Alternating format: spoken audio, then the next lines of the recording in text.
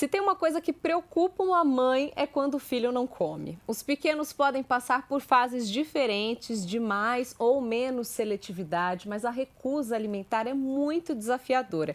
Então eu decidi preparar um episódio inteiro sobre esse assunto. Eu sou Larissa Castro, jornalista, mãe de 2 meninas e neste episódio vou te ajudar a melhorar a alimentação do seu filho. Vem comigo.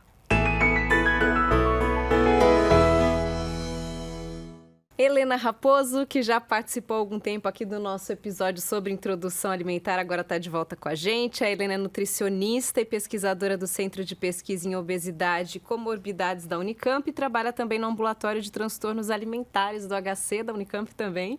Obrigada mais uma vez pela presença, viu, Helena? Eu que agradeço o convite. Helena, recusar alguns alimentos, né? Imagino que seja uma coisa comum, principalmente quando a gente está falando aí da fase da introdução alimentar. Então, acho que é interessante a gente já esclarecer desde o início para os pais que quando a gente fala de introdução, falando aí dos bebês a partir dos 6 meses, o fato deles recusarem algum alimento de cara não significa que eles não gostaram, né? Quantas vezes a gente precisa apresentar o mesmo alimento para o bebê até realmente chegar de fato à conclusão de que ele não gostou? Como que é esse início? Então, acho que a gente tem que primeiro pensar que o bebê está sendo apresentado aquele alimento, né, que é novo para ele. Então, gostar ou não significa primeiro conhecer, né? A gente não gosta de uma coisa que a gente não conhece, a gente não gosta de uma pessoa que a gente não conhece e nem de um alimento.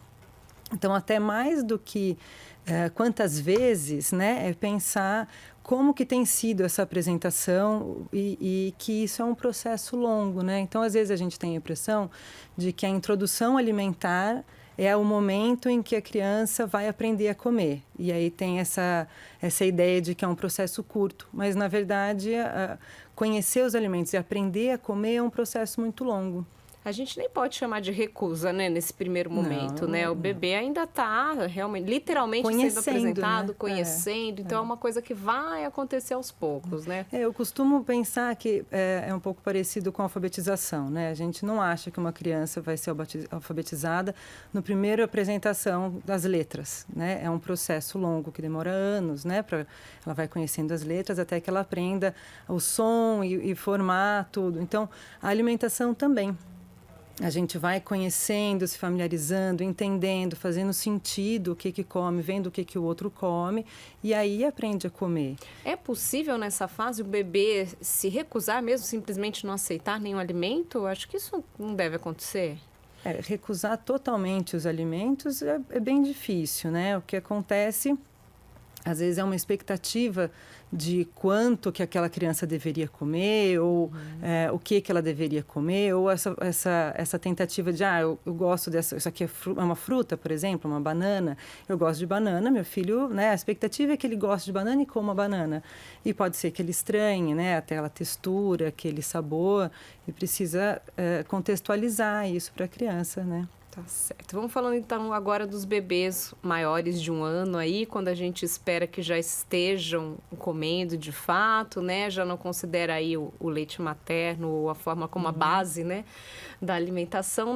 A partir dessa fase, é possível que comece a aparecer a tal da recusa, né? Na verdade, acho que num primeiro momento é uma seletividade, a gente pode dizer. Tem uma faixa etária em que a seletividade é esperada. Um bebê, por exemplo, que comia de tudo, de repente começa a escolher, eu não quero isso, eu quero só aquilo. Isso é esperado em que faixa etária? Então, no primeiro ano de vida, a criança cresce muito rápido, né? O bebê ganha, né, proporcionalmente, o crescimento é muito grande. E depois dessa fase, até os 2 anos, esse ritmo cai. Não é que a criança deixa de ganhar peso, claro que não, né? Nem estatura, mas o ritmo é menor. Então, aquela expectativa de que a criança vá sempre aumentando a comida não condiz, né, com a realidade. Então, existe uma preocupação da família de que, ela não está mais comendo. Junto com isso, vem um interesse pelo mundo, né? E ali, mais perto dos 2 anos, a criança vai começando a ter autonomia. Então, ela vai percebendo que ela também pode falar não, ela pode recusar, que essa recusa pode ter um efeito nos cuidadores, né? Então, essa e elas relação... já têm, claro, preferências, né? Então, assim, Sim. um paladar gosta um pouco mais disso do que daquilo. Então, isso coincide com esse momento que você falou do não, do saber falar não, e ela começa a ser um pouco mais seletiva. É esperada a partir dos 2 anos, então. Vai aumentando isso, né? Mas justamente por um interesse maior nas outras coisas, então a criança já se locomove, ela não quer ficar sentada, né? E começa aquele relacionamento mais complicado, que a mãe, né, tem que pôr limite, ou quanto que ela cede naquele limite. Isso pode durar quanto tempo? Isso passa sozinho essa fase, ou os pais precisam ficar atentos e tomar alguma atitude com relação a isso? Então, alguma seletividade, né, existe assim nessa fase pré-escolar e costuma-se entender que até perto dos 6 anos isso vai diminuindo. Mas em algumas condições, como no espectro autista, isso pode ser antecipado e ficar mais para frente também, né? A recusa começa um pouco antes e se prolonga um pouco mais. E pode perdurar, eu digo, posso até citar o exemplo da minha filha mais velha, ela está com quase 4 anos, faz 4 daqui um mês, mas ela simplesmente não come leguminosas mais. Ela sempre comeu, até acho que uns 2 anos, né? Nesse período de 1 a 2 anos, ela comia feijão, comia lentilha, comia tudo. De repente ela resolveu que ela não gosta de feijão, e ela não gosta. Eu continuo oferecendo, né? Continuo colocando no pratinho, ela simplesmente não come. Então, e aí vem a expectativa, que eu acho que é o mais difícil né, mais importante da gente trabalhar, assim, né? É a expectativa dos pais, né? De como que eu vou lidar com isso, porque é isso que às vezes agrava a situação, né? A criança não quer mais comer aquilo por algum motivo. A gente entende que ela deveria comer por um motivo nosso. E aí a gente começa naquela disputa de fazê-la comer. É muito básico, né? A gente fala, pô, arroz e feijão, não vai comer feijão? Como assim não vai comer feijão, né? E todos nós temos a nossa história, né? A nossa relação com a alimentação, como a gente foi ensinado a comer, os nossos conflitos. E aí trabalhar tudo isso para que... Por isso que eu acho que a palavra mais importante é respeito, né? Respeito àquela criança, ela está aprendendo a comer. Ela gosta ou não gosta de alguma coisa, aquilo faz sentido para ela ou não, né? Existem, assim, fatores que podem levar a essa situação ou até agravar, eu não sei se eu posso dizer a palavra erros, né, dos pais, mas, assim, algumas condutas que podem facilitar essa recusa, por exemplo... Me veio agora à cabeça, apresentar o açúcar, né, muito com uma idade muito baixa, com menos de 2 anos, ou industrializados. O que pode acontecer aí na rotina alimentar da criança que prejudique mesmo e proporcione e facilite essa recusa alimentar? Os alimentos industrializados, a gente pode pensar que eles são não os ideais, né? Considerando o perfil nutricional, por ter muito açúcar adicionado ou alguma outra questão nutricional da composição deles. Mas na questão de seletividade, recusa alimentar, a gente tem que considerar alguns fatores que o próprio processo de industrialização busca, né? Que é a padronização do alimento. Então, o processo de industrialização diz isso, né? Que se propõe a isso, a padronizar. Então, assim, a água de coco, se é industrializada, é sempre o mesmo sabor doce. Se a gente vai tomar água de coco, que é do coco, um dia ela está mais doce, um dia não. Então, a gente vai comer um biscoito que é industrializado, ele tem sempre o mesmo formato. E se a gente vai comer uma fruta, um dia ela está maior, um dia está menor, um dia ela tem mais mancha, e isso são características que para a criança não passa segurança. O alimento industrializado passa segurança, porque a experiência que eu tive... Vai ser exatamente a mesma. Vai ser a mesma, né? E passar por uma experiência nova, às vezes dá receio, né? Então, isso pode prejudicar mesmo. Pode. E aí tem aquele desespero também, imagino a gente escuta muito, né, pai e mãe, que troca mesmo o alimento saudável por alguma outra coisa menos saudável, porque a criança literalmente não está comendo, né? Tem aquela sensação. Não comeu, então, eu vou dar um biscoito, uma bolacha. porque é melhor isso do que nada, né? A gente escuta. Isso acho que é um erro, né? Eu acho que é difícil a gente colocar, assim, entre erros e acertos, porque só quem está passando por isso que sabe a dificuldade que é. O desespero, né, dos pais é grande. A gente fica, lógico, desnorteado quando vê que a criança não está comendo, né? Literalmente qualquer coisa está valendo para a criança não ficar com a barriga vazia. E de certa forma, a energia é necessária, né? Então, esse raciocínio de alguma coisa, pelo menos, está comendo, não está de todo errado. A gente só tem que entender o contexto que isso está sendo colocado, né? Porque também, por outro lado, às vezes a orientação, que também pode ser um erro, que é deixa a criança com fome, que com fome ela vai comer.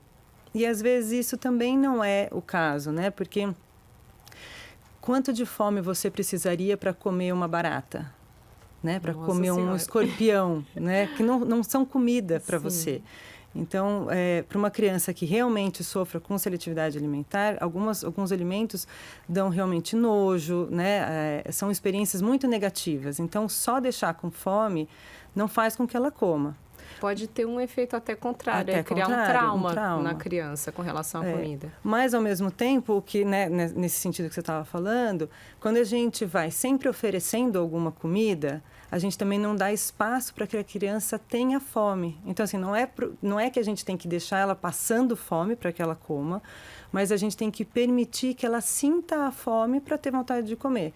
Então, o que acontece com muita frequência é que no momento que a criança vai comer, não tem a comida ideal disponível.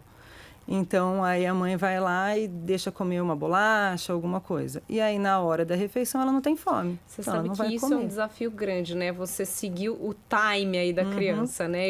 Eu tô com uma bebê aqui de 9 meses e, assim, eu fico desnorteada e falo, putz, é agora que era a hora, que ela tá com fome e tal. Ela tá procurando peito, mas ela já precisa comer comida. E aí, não tem nada pronto. Aí até eu fazer, aí ela já chorou, já ficou nervosa, aí ela não vai comer mesmo. E a gente perde, né, esse time. Quando a gente fala de crianças um pouco mais velhas, de 2, 3 anos, acho que os pais já têm uma noção, né, dessa rotina, de um horarinho. Se eles se dedicaram a perceber isso, sim, né? Mas às vezes não. Porque a gente às vezes passa despercebido. A gente vive nesse ritmo, né, de ir atropelando e vai fazendo. Então, não é incomum que as famílias não tenham um momento da alimentação, né? Vale dar uma negociada com os mais velhos, então, tipo, você tá falando, ai, pera só um pouquinho, mãe, vai preparar alguma coisa, que tipo de dica você dá pro pai para esse momento de recusa, né? Como fazer a criança se interessar de novo pelo quando alimento? A gente fala de alimentação infantil, a gente tem que pensar que a interferência é no ambiente e não na criança, né? A gente não negocia com a criança o que ela tem que comer, com argumentos, a gente não explica que é saudável, porque isso é abstrato até para nós, quanto mais para uma criança comer brócolis porque é saudável. Isso não me convence, né? Não convence ninguém. Então, a gente não fala que ela tem que comer, porque quem sabe se ela tem que o que ela quer comer é ela, né? Essa sensação que a gente tem que honrar, né? Da fome, é sentir, ter essa conexão com o corpo. E isso é da criança. A gente não pode falar, você está com fome, você está sem fome. É ela que tem que sentir, né? Mas o que a gente tem que fazer é cuidar do ambiente, né? Então, ter uma rotina faz com que a gente saiba, tanto nós, os cuidadores, quanto as crianças, que esse é o momento do café da manhã, esse é o momento do lanche. Não precisa ser um horário rigoroso no relógio, mas um horário apoiado na rotina, né? Então, depois que a gente acorda, é o café da manhã. Antes ou depois da escola, é o almoço, depois tem o lanche, né? E isso vai tanto permitindo que os adultos antecipem essa necessidade da criança comer. A criança também já vai aprendendo a lidar, que eu estou começando a sentir essa fome, mas daqui a pouco tem comida. E tem também, então, esse momento que eu vou saciar minha fome, e tem um espaço, né? O espaço entre as refeições não deve ter comida. Então, a balinha, o chocolate, a bolacha, ela não deve existir para que a criança sinta a fome e coma no momento adequado. E que ela entenda que é o momento da refeição, né? Porque isso também é difícil, né? Um desafio para nós pais, porque a criança está sempre querendo brincar, está sempre querendo fazer outra coisa, ela não quer parar para comer, né? E então, muitos de nós adultos também não, Exato, né? Com certeza. A gente quer que eles façam o que eu digo, não faço o que eu faço, né? É sempre assim. Isso é uma coisa bem importante, né? Várias vezes os adultos querem que a criança coma naquele horário e aí coloca a criança para comer. sem companhia, então aquilo não faz sentido para aquela criança. Não é o momento de se alimentar, porque que ela tem que fazer isso? Né? Porque tem também a famosa distração para a criança comer, né? Alguns pais ainda fazem isso, colocam uma tela, coloca até brinquedos, né, na mesa, enfim, tipo, enquanto tá ali brincando, você vai literalmente enfiando comida na boca da criança. Isso também não é interessante, né? Aí ela nem se conecta com ela para saber se ela está com fome ou não, se ela gostou daquela sensação ou não. Ela, às vezes, nem sabe o que tem no prato. Se um dia... Às vezes eu escuto o relato disso, de que aí atiramos a tela, aí a criança fala, mas o que é isso aqui? Isso sempre esteve no seu prato. Mas ela não olhava, né? Então, ela nem sabe o que ela aceita comer. Sim. E a chantagem também não rola, né? Se comer, depois que comer, pode assistir o desenho. Se comer, vai ter sobremesa. As mensagens ficam ruins, né? Porque se eu só como a cenoura e o brócolis sob ameaça, ele não deve ser bom, né? E o chocolate, se ele é prêmio, então esse negócio é melhor do que o brócolis, né? Exato. Pode ter o efeito reverso aí, né? Existem situações, Helene, que podem, assim, traumatizar a criança mesmo, para ela parar de comer? Eu tô perguntando isso porque até aconteceu um caso recente na minha família, né? Eu tenho uma sobrinha de 1 ano e meio, ela passou por um quadro de virose grave, assim, ficou uns 2, 3 dias com muito vômito, diarreia, não conseguia se alimentar, ela literalmente só mamava em alguns momentos. E aí agora, minha cunhada, coitada, tá desesperada para fazer ela voltar a comer, ela não quer mais comer. Ela se recusa, ela apresenta, sabe, o prato, traz a comida, coloca tudo ali. E ela tem a sensação de que foi, assim, um trauma mesmo, da criança achar que ela vai comer e vai vomitar. Isso rola ou é um pouco... Não, tem sim. Neura de mãe. Não, assim, tem casos e casos, né? Mas não é uma coisa tão difícil de acontecer que exista uma associação. Porque às vezes a gente pensa em trauma como uma coisa muito grande, mas na verdade um trauma é uma experiência ruim, aversiva, e que registrou aquilo, né? Então, qualquer coisa que me remeta àquela possibilidade de novo, então se ela teve uma virose, comeu e a sensação foi ruim, né? Vomitou, ela tem medo de passar por isso de novo. Então, aí é com ajuda mesmo, tentando entender, né? Os profissionais ficam tentando entender o que é que aconteceu. Então, algumas crianças têm uma ansiedade muito grande, né? Um medo de comer alguma coisa e passar mal novamente, né? Então, tem que ir fazendo com que essa criança compreenda que aquela experiência foi uma experiência que aconteceu naquele momento e que... né, novas possibilidades existem, né? Sim. Vamos para as dicas aí. Então, a gente já deu algumas, né? Mas para as crianças que estão encarando mesmo esse quadro de recusa, tanto por traumas como seletividade, enfim. Comer junto é um que a gente já colocou aqui, né? Ter um horário de refeição aí em família, a gente incentivar, a gente ser exemplo, ter o horário da refeição. Não forçar, apresentar novidades. O que mais que a gente pode trazer para os pais? Eu acho que a dica principal é pensar qual que é o seu... Primeiro, né, entender que é um processo longo. Então, não é que eu apresentei para você hoje, então você gosta hoje. Isso pode demorar anos. Quantos de nós ainda não estão aprendendo a comer coisas que não comíamos antes, né? Mesmo adultos. E pensar no objetivo, né? Se o objetivo é que aquela criança coma essa cenoura hoje, eu posso usar alguns recursos, até a força, a ameaça. Agora, se o objetivo é fazer com que ela aprenda a comer a cenoura e goste de comer cenoura na vida, então uma ameaça não faz mais sentido, né? Porque se foi sob ameaça, ela não vai gostar da cenoura. A gente escuta bastante dicas de nutricionistas sobre mudar a forma de oferecer, né? Então, assim, é mudar a textura, fazer receitas, e até envolver a criança, né, nesse preparo, se for possível, é legal, né? Para despertar esse desejo nela pela comida. Isso antigamente acontecia mais naturalmente, né? Então, hoje a gente está muito distante do processo da alimentação no sentido de produzir o alimento, né? Então, se a gente não ensinar, não mostrar, uma criança não sabe de onde veio a batata, de onde veio a cenoura, de onde veio o ovo, né? O leite. E mesmo na cozinha, para as crianças é muito comum hoje que a comida apareça num prato. E aí, o quanto que faz de sentido para ela aquilo, de onde veio aquilo, o que significa aquilo, né? E quando a gente leva a criança para a cozinha, ou não só para a cozinha, mas ela interage com isso, a comida começa a fazer parte da vida, né? Sim. Então, ela pode fazer compras e ela vai ajudar a escolher. Eu ia falar isso, o mercado é bacana, né? Uma feira, porque a gente sabe também que na rotina, no dia a dia, às vezes pai e mãe trabalhando, aquela loucura. É difícil você falar, né? Coloca o seu filho para fazer a comida junto, mas aproveita, né? Um momento, um final de semana, ou o momento que vai ao mercado, leva a criança junto, né? Para ela entender quais são as frutas. Todos os momentos, né? Mas quando possível, colocar isso dentro da rotina da criança, para que ela faça parte, compreenda tudo isso, né? Eu li uma dica também, que aí você me disse se faz sentido, que é retirar o que a criança não comeu, né? Tirar o prato sem fazer comentários. Isso pode trazer algum resultado? Tipo assim, olha, né? Porque a gente tem... É meio que instantâneo, né? Pô, não comeu nada, tô tirando seu prato cheio e tal. Não comentar nada ajuda? Eu acho que a naturalidade, a neutralidade das coisas, sim, né? Então...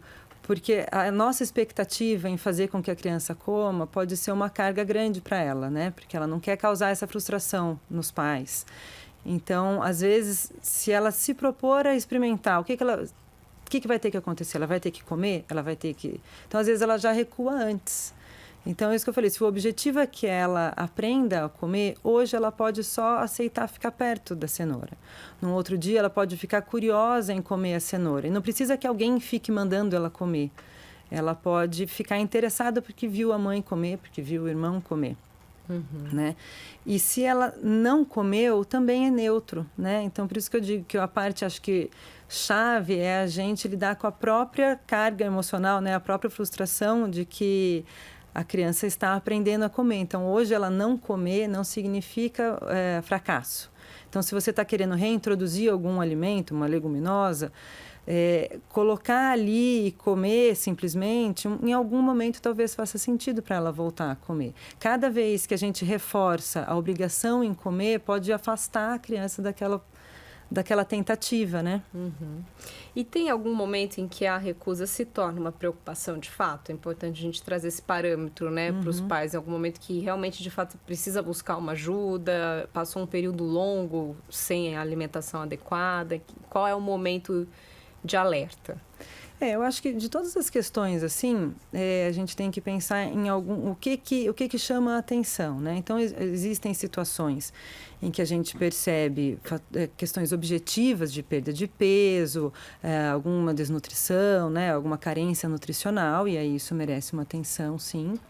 Mas algumas outras vezes pode ser que a família esteja com dificuldades, quando não é muito compatível com a rotina, com a vida, é uma dificuldade porque não consegue sair, não consegue levar a criança para se alimentar em outro local. Então, começa a travar a família toda, né?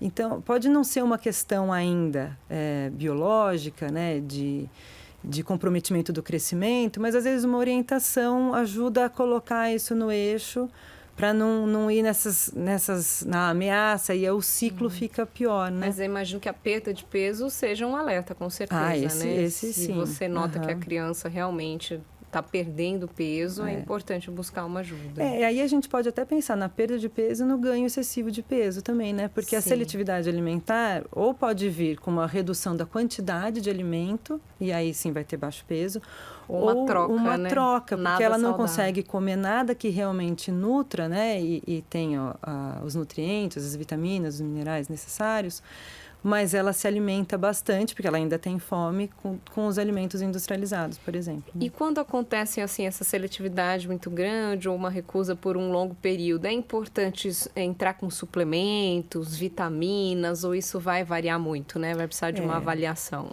Precisa avaliar. Assim, a gente vive uma fase em que a preocupação com a suplementação é muito grande, né? Existe um mercado grande em cima disso. Então, acho que é importante a gente frisar que a cada caso é muito comum que a gente avalie né? Fica muito preocupado, nossa, a criança não come quase nada e o organismo não está com carência ainda. Então, assim, tem algumas que a gente tem que investigar, né? Por exemplo, ferro, algumas vitaminas, né? Vitamina B12, que são mais fáceis de ter essa carência, mas é comum que ainda não tenha atingido um nível de carência, ou que a família perceba essas dificuldades na rotina, mas que ainda não tenha comprometido porque ela se alimenta de todos os grupos alimentares, por exemplo. Talvez essa seja uma dica, né? Enquanto a criança ainda você consegue montar uma refeição com todos os grupos alimentares, né, que tem os alimentos energéticos, os construtores e os reguladores, ainda está tudo bem. Claro que é importante que ela não coma só a cenoura, só a maçã dos reguladores, mas ainda tem alguns Se ali. ela está ainda com algum item ali de cada grupo, ainda está bacana. Então, normalmente não falta nos carboidratos. Normalmente a seletividade alimentar não atinge muito esse grupo. Sim. Mas atinge, às vezes, o de proteína, né? Então, Sim. porque às vezes existem questões em que as fonos conseguem ajudar bastante, né? Porque às vezes alguns alimentos são muito difíceis de serem mastigados, né? Então, as carnes são mais fibrosas, alguns legumes são mais fibrosos, as frutas. Então, as crianças precisam mesmo estar com toda essa motricidade apta a fazer a comer esses alimentos, porque senão vai ser mais difícil, aí ela pode recusar e preferir aquela bolachinha que esfarela na boca, né? Sim. Acho que o recado final, então, é controlar a ansiedade, né? Dos pais. Sim. Um controle de ansiedade aí ajuda bastante e ficar atento aí aos sinais de alerta, né? Qual o recado final aí para os papais e mamães? Eu acho que é esse, né? De que é um processo e de que a gente tem que entender que quando você se propõe a... Você até tinha comentado de fazer as preparações de várias outras formas, né? Então, você pensa assim, então a cenoura não come, eu vou fazer outra coisa com cenoura, uma panquequinha de cenoura. Pode ser que a criança aceite, por exemplo, ir na cozinha, fazer a panqueca de cenoura, vai colocar a mão. Veja, isso para algumas crianças, colocar a mão num alimento já é difícil. Então, mas você fez essa aproximação. Então, às vezes, é colocar um degrauzinho para baixo, a expectativa não ser que ela coma, mas ser que ela participe, que ela conheça um pouco mais sobre aquele alimento. Aí a frustração não existe, porque o seu objetivo estava colocado adequadamente, né? Porque se a proposta é que ela coma, a chance da gente se frustrar é muito grande, porque quem decide quem come é a criança. Né? Essa é uma questão importante também, da gente dividir as funções, né? De quem oferece a comida e de quem come, né? Quem come é a criança, então ela que decide a quantidade e se ela come ou não. A gente faz, como eu falei, no ambiente. Coloca os alimentos que estão disponíveis para ela, o horário, um ambiente adequado, com todo mundo junto, para que aquela alimentação faça sentido. Perfeito, obrigada, Nina, mais uma vez, viu? Pela presença e pelas orientações. Eu que agradeço, obrigada. Gostou do nosso conteúdo? Conhece alguma mamãe ou papai que está passando por essa fase desafiadora da recusa alimentar? Então compartilhe o nosso episódio. Eu lembro que é sempre importante você se inscrever no nosso canal. E se você está só ouvindo a gente através da plataforma de áudio, dê uma estrelinha aí para colaborar com o nosso conteúdo. E a gente traz toda semana um assunto novo para você. Beijos e até a próxima.